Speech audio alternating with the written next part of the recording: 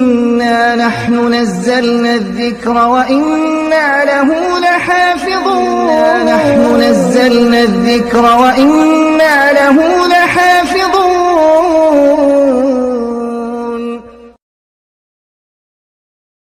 السلام عليكم ورحمة الله وبركاته. بسم الله والحمد لله والصلاة والسلام على رسول الله.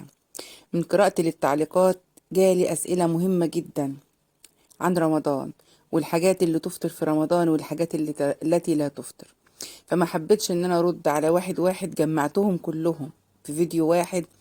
ركزوا معايا فيه لان فيه تقريبا 30 معلومة ممكن اغلبنا ما يعرفهاش للصائم في رمضان. ركزوا معايا ان شاء الله وانتوا هتعرفوا حاجات مفيدة جدا بإذن الله، ايه اللي يفطر وايه اللي لا يفطر في نهار رمضان. ولكن قبل ما اقول اي حاجة صلوا على الحبيب المصطفى صلى الله عليه وسلم، واعملوا لايك للفيديو ده بالذات عشان ينتشر وناس كتير تعرف المعلومات الجميلة دي ويوصل لها الفيديو ان شاء الله. وكل واحد فيكم او كل واحدة تشير الفيديو على قد ما تقدر لحبايبها وكل اللي ممكن يستفاد منه، ولكم الأجر والثواب إن شاء الله، لأن الدال على الخير كفاعله. أولا دم الاستحاضة. إيه الاستحاضة الأول؟ الاستحاضة دي هي الدم اللي بيجي خلاف دم الحيض. يعني لو الواحدة دورتها 5 أيام، الدم اللي بعد كده اليوم السادس والسابع والثامن والتاسع والعاشر اللي هو مش ميعاد دورتك أصلا، ده دم استحاضة، وبيبقى عادة أخف بكتير من دم الحيض، بتلاقي بقع بني أو حاجة زي كده. ده كله لا يفطر. عدي ايام دورتك بالظبط اللي انت متعودة عليها، وبعد كده اشطفي وصومي وصلي عادي، ما فيش اي مشكلة. اخذ ادوية لمنع نزول الحيض لاتمام الصيام جائز ولا حرام؟ هو شرعا جائز، يجوز ان الانسانه تعمل كده وتاخد حبوب عشان ما تفطرش، ده جائز ما فيش مشكله بشرط ان ما يكونش فيه ضرر. ولكن ليه نعمل كده؟ دي هديه ربنا سبحانه وتعالى اداها لنا، بيقول للست ريحي في الايام دي، خدي راحتك وما تصليش ونامي وما تصوميش عشان ربنا اعلم بضعفنا. فليه ربنا يديك الهديه وانت ترديها؟ ان الله يحب ان تؤتى رخصه. اداكي كام يوم مش هتصلي ومش هتصومي فيهم وتقضيهم على مدار السنه، بترفضي الهديه ليه؟ فما فيش داعي يا جماعة ان احنا نعمل كده، لان ده اكيد بيضر الجسم، فما فيش حد يعمل كده. وان كان شرعا لو عايزة تعملي كده هو شرعا مش حرام، بس لا يعني مش مستحب. بالنسبة للقيء، لو الانسان وهو صايم غلبه القيء يعني غصب عنه رجع، هل يفطر ولا لا يفطر؟ لو غلبه القيء لا يفطر. اما اذا تعمد او حد هو اللي بطنه تعباه ومش قادر وراح حاطط صباعه في بقه فقوم نفسه فرجع، لا، في الحالة دي كده الصيام باظ ويقضي يوم تاني، لقول رسول الله صلى الله عليه وسلم: من زرعه القيء فليس عليه قضاء. زرعه يعني جه غصب عنه، ومن استقاء عمدا فليقضي. يبقى فهمنا الموضوع كده سهل ان شاء الله.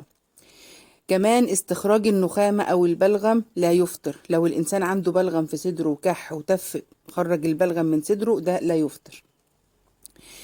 برضو في معلومة مهمة جدا: الاحتلام في نهار رمضان. لو الإنسان وهو نايم رايح في النوم حلم انه بيجامع، او الست حلمت انها حد بيجامعها، طبعا ده يعني المفروض ان هو بيوجب الغسل، ولكنه لا يبطل الصيام. يعني انت دي حاجة خارج عن ارادة الانسان، فلا يعني صيامه صحيح وكل حاجة، ولكن لو رأى الماء يقوم فيغتسل ويكمل صيامه عادي، ما فيش اي مشكلة، لانه ليس باختيار الصائم، انما حاجة حصلت غصب عنه، فواجب عليه الغسل من الجنابة ولكنه لا يبطل صيام.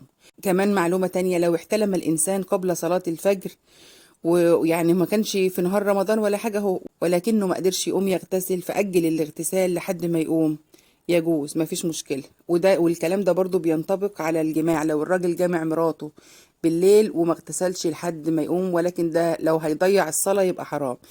المفروض ان هو يقوم وما يضيعش فرضه. والراجل جامع مراته قبل الفجر مثلا بساعة وارتاحوا شوية وبعد كده هيقوموا يعني يغتسلوا ويصلوا الفجر، لا حرج، ما فيش اي مشكلة، لان ذلك ثبت عن رسول الله صلى الله عليه وسلم انه كان يصبح جنبا من الجماع ثم يغتسل ويصوم. ونفس الحكاية لو انقطع دم الحيض عن المرأة بالليل وجب الغسل، ولكن هي مرهقة وتعبانة ومش قادرة تتشطف دلوقتي، فممكن تنام وتقوم أول ما تقوم من النوم تغتسل وتكمل يوم صيامها عادي، ما فيش أي مشكلة، لا حرج في ذلك. بس تكون ناوية الصيام قبل ما تنام، يعني تنوي الصيام قبل ما تنام، تتسحر وتنوي الصيام، ولما تقوم من النوم تغتسل وتكمل صيامها عادي جائز، مفيش فيها حرج إن شاء الله. طيب الغيبة والنميمة والكذب والسب والشتم في نهار رمضان للصائم، هل يفطروا ولا ينقصوا الأجر بس؟ لا طبعا هو لا يفطر، يعني هو لا يفطر، صيامك ماشي صحيح ولكن نقص الأجر كثيرا، لقول رسول الله صلى الله عليه وسلم: من لم يدع قول الزور والعمل به فليس لله حاجة في أن يدع طعامه وشرابه.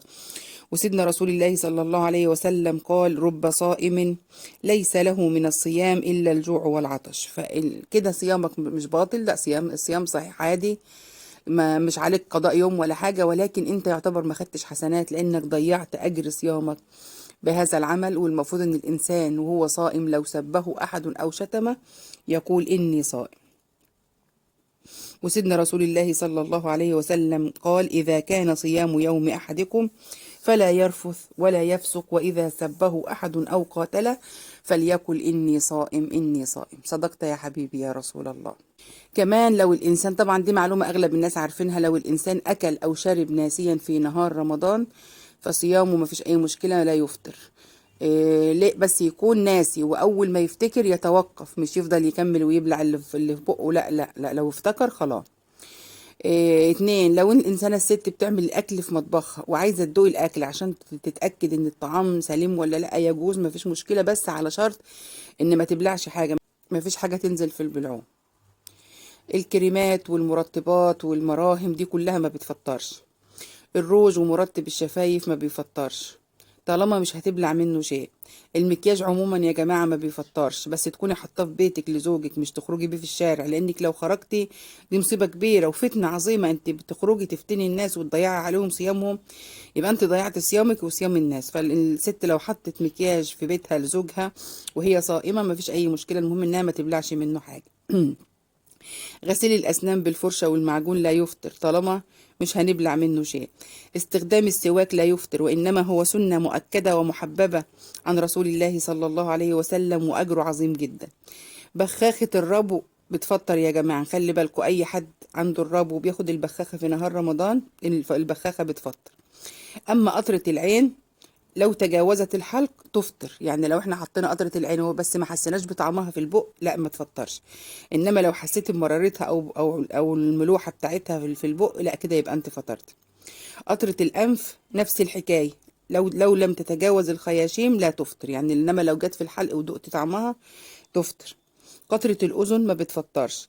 حقن العضل والوريد المغذية كالفيتامينات بتفطر، نفس الحكاية حقن العضل أو الوريد بس تكون غير مغذية لأي علاج تاني لا تفطر، وخاصة إذا كانت للضرورة لو الإنسان مضطر للحاجة دي. نقل الدم ما بيفطرش. البرفانات والبخور والعطور والروايح عموما ما بتفطرش، بس ما الست ما تحطهاش وهي خارجة طبعا بره بيتها. خلع الضروس والأسنان لو مفيش حاجة تجاوزت الحلق ما بتفطرش. نزول دم الحيض أو النفاس بيفطر ولو قبل المغرب بثواني، لو اكتشفت إن الدورة جاتلك قبل المغرب بثواني افطري وقضي اليوم اللي عليك ده، ولكن إن شاء الله نحتسبه عند ربنا إنك خدت الأجر كامل إن شاء الله.